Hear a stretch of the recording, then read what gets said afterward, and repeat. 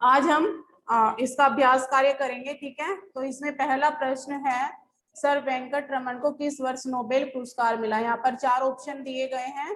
ठीक है, तो यहाँ पर जो सही ऑप्शन है 6 नंबर पर है सन 1930। ठीक है, सभी बच्चे इसको बुक में फिल करेंगे। ठीक है, टिक लगाएंगे सभी बच्चे। सर वेंकट रमन किस विषय से जुड़े थे। ठीक है, तो यहाँ पर भी ऑप्शन दिया है भौतिकी, गणित, खगोल शास्त्र, रसायन विज्ञान। तो यहाँ पर जो सही उत्तर है भौतिकी। ठीक है, डॉक्टर रमन ने कितनी उम्र में इंटरमीडिएट की परीक्षा पास की। यहाँ पर अभी 4 ऑप्शंस दिए हैं, विकल्प दिए हैं, 15 वर्ष, 13 वर्ष, 12 वर्ष, 16 वर्ष। तो यहाँ पर सही ऑप्शन है 13 वर्ष। ठीक है, सर वेंकट रमन किस विश्वविद्यालय के प्रोफेसर बने। तो यहाँ पर भी 4 विकल्प दिए गए हैं आपको, मद्रास विश्वविद्यालय, कोलकाता विश्वविद्यालय, बनारस हिंदू विश्वविद्यालय या शांति निकेतन। तो यहाँ पर जो सही उत्तर है आपका ख, कोलकाता विश्वविद्यालय। ठीक है, सभी बच्चे इसको अपनी बुक में फिल करेंगे और इस पर टिक लगाएंगे। लंदन की किस सोसाइटी का सदस्य नियुक्त होना बड़ी प्रतिष्ठा की बात थी। Royal society, professors society, scientist society, Asia society. तो यहाँ पर जो सही ऑप्शन है वो है का, रॉयल सोसाइटी। ठीक है, रमन के किस अनुसंधान को रमन प्रभाव कहा जाता है। ठीक है, अनुसंधान में किस खोज को, ध्वनि के संबंध में, प्रकाश के विकिरण के संबंध में, का और खा दोनों या अन्य। ठीक है, तो यहाँ पर जो प्रकाश के विकिरण के संबंध में उन्होंने खोज की थी उसको रमन प्रभाव का नाम दिया जाता है। तो यहाँ पर सही ऑप्शन है ख। ठीक है, सर वेंकट रमन का निधन हो गया, कौन से सन में उनकी मृत्यु हो गई थी। सन 1972 में, सन 1969 में, सन 1975 में, सन 1970 में। तो सही जो उत्तर है वो है हमारा सर 1970 में। ठीक है, उसके बाद यहाँ पर रिक्त स्थान दिए हैं, इनको हमें भरना है। डॉक्टर रमन की डैश विषय में विशेष रुचि थी, कौन से विषय में उनकी ज्यादा रुचि थी, कौन सा विषय सब्जेक्ट वो ज्यादा पढ़ना पसंद करते थे। तो यहाँ पर है भौतिक विज्ञान। ठीक है, कौन सा है, भौतिक विज्ञान। ठीक है, वेंकट रमन का जन्म दक्षिण भारत में डैश नगर में डैश में हुआ था। तो यहाँ पर होगा भारत में तिरुचिरापल्ली नगर में 7 नवंबर 1888 में हुआ था। ठीक है, इस तरह सभी बच्चे अपनी इसको पुस्तक में भरते रहेंगे। ठीक है, उनके पिता का नाम डैश था, चंद्रशेखर अय्यर था। ठीक है, 4 पर दिया है डॉक्टर रमन कोलकाता में डैश के पद पर नियुक्त हो गए, किस पद पर नियुक्त हुए थे, प्रोफेसर के पद पर वो नियुक्त हुए थे। ठीक है, और 5 में है सर डैश की प्रार्थना पर रमन भौतिक विज्ञान डैश नियुक्त हो गए। तो यहाँ पर आएगा सर आशुतोष मुखर्जी, सर आशुतोष मुखर्जी की प्रार्थना पर रमन भौतिक विज्ञान के प्रोफेसर नियुक्त हो गए। ठीक है, इस तरह सभी बच्चे इसको भरेंगे। ठीक है, यहाँ पर आएगा प्रोफेसर। ठीक है,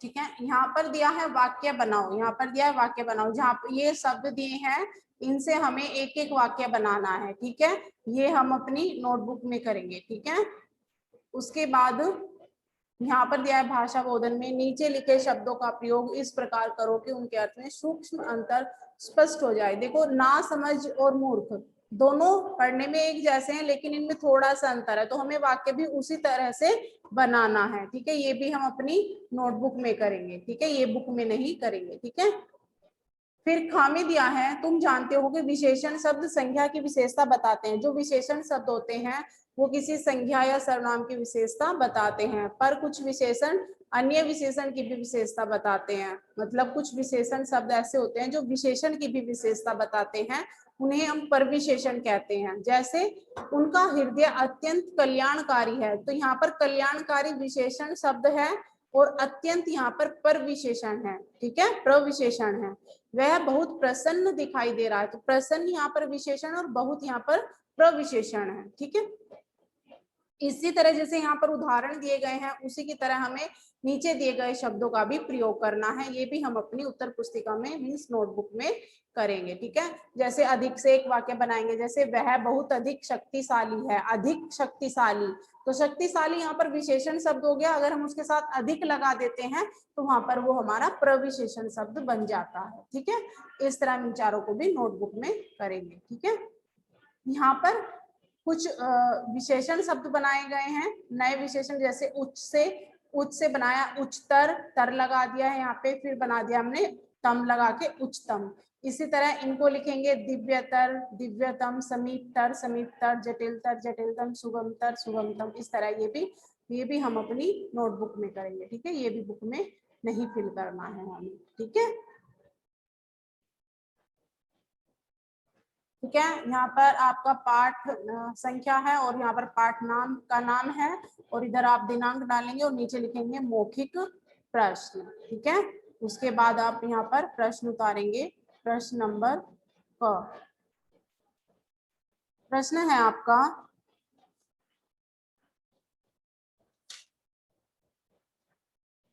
चंद्रशेखर वेंकट रमन की रुचि किस विषय में थी?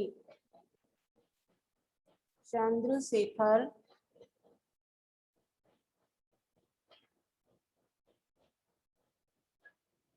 वेंकट रमन की रुचि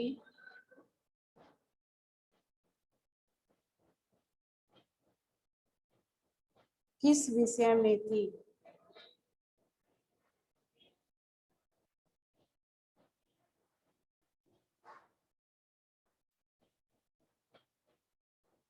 ठीक है, उत्तर लिखेंगे इसका नीचे। चंद्रशेखर वेंकट रमन की रुचि भौतिक विज्ञान में थी। चंद्रशेखर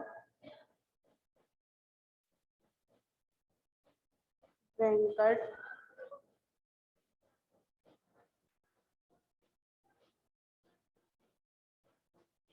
रमन की रुचि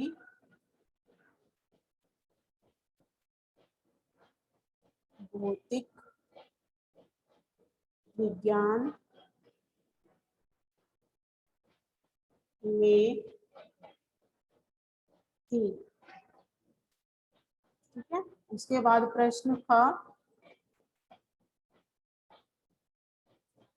चंद्रशेखर ने कहां तक शिक्षा प्राप्त की?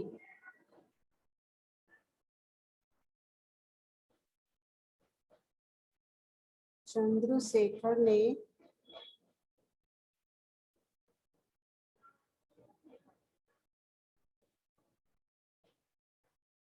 कहां तक शिक्षा प्राप्त की? उत्तर है इसका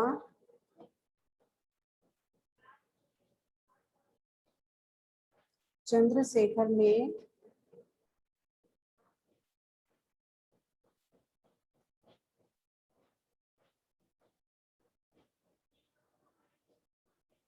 भौतिक विज्ञान से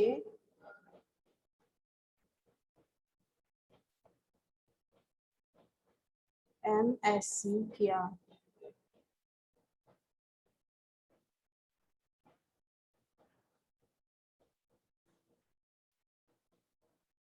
ठीक है, इस तरह सभी बच्चों अभी अपनी नोटबुक में साफ साफ लिखेंगे, सुंदर सुंदर लिखेंगे। ठीक है, प्रश्न है आपका, उन्होंने सरकारी नौकरी क्यों छोड़ दी? तो यहाँ पर हम उत्तर लिखेंगे, उन्होंने सरकारी नौकरी इसलिए छोड़ दी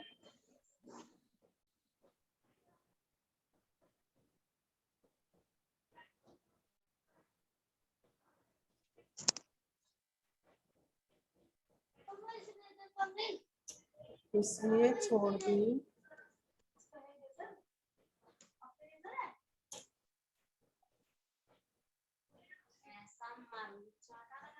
क्योंकि उनका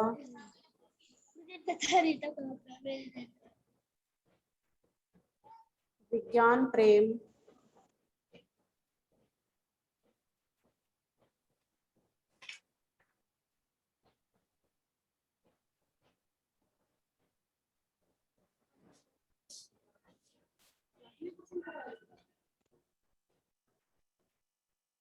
विज्ञान के क्षेत्र में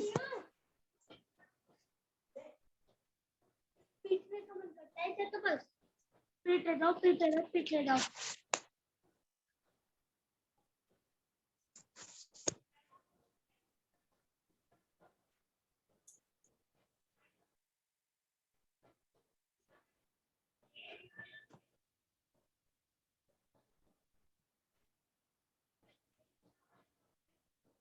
इन्हें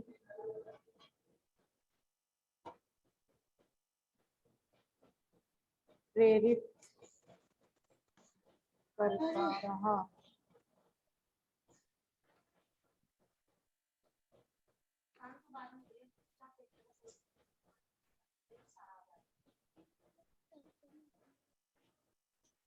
मैं